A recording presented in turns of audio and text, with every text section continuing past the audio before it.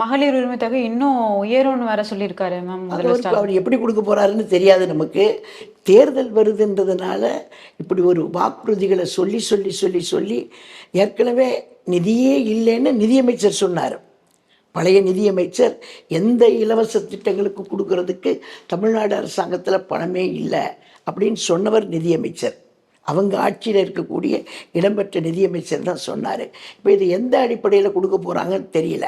அப்படியே கொடுத்தா கூட இவங்க கொடுக்கக்கூடிய பணம் எல்லாத்தையுமே சரி செஞ்சிருமா?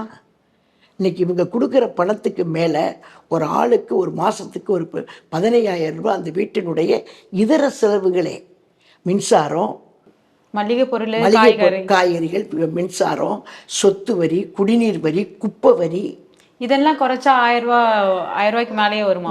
எப்படி மேலேயே வரும்? அதுக்கு மேலேயே வரும். சொத்து வரியெல்லாம் 3 மடங்கு, மின்சார கட்டணமெல்லாம் எக்கச்சக்கம்மா. இப்போ 2,000 ரூபா வரக்கூடிய மின்சார கட்டணம் 10,000 ரூபா வருது. 10,000 ரூபா இருக்கிற மின்சார கட்டணம் 30,000 ரூபா வருது. நீங்கள் கொடுக்குற பணம் ஒரு சாதாரணமான ஒரு நடுத்தர குடும்பத்தில் இருக்கக்கூடிய இல்லத்தரசிக்கு இந்த பணம் எப்படி போதுமானது? நீங்கள் 1000 ரூபாயை கொடுத்துட்டு 15,000 ரூபாய்க்கு அவங்களுக்கு செலவு வச்சுருக்கீங்க. 1000 ரூபாயை கொடுத்துட்டு 15,000 ரூபா அவங்க தலையில் சுமத்துறீங்க. சரி, அப்படியே கொடுத்தீங்கன்னா கூட இந்த இலவச திட்டங்கள் வரியை யார் மேலே திணிப்பீங்க? இதை சரி பண்ணுறதுக்கு இந்த மக்கள்கிட்ட தானே திணிக்கணும். இந்த மக்கள்கிட்ட தானே.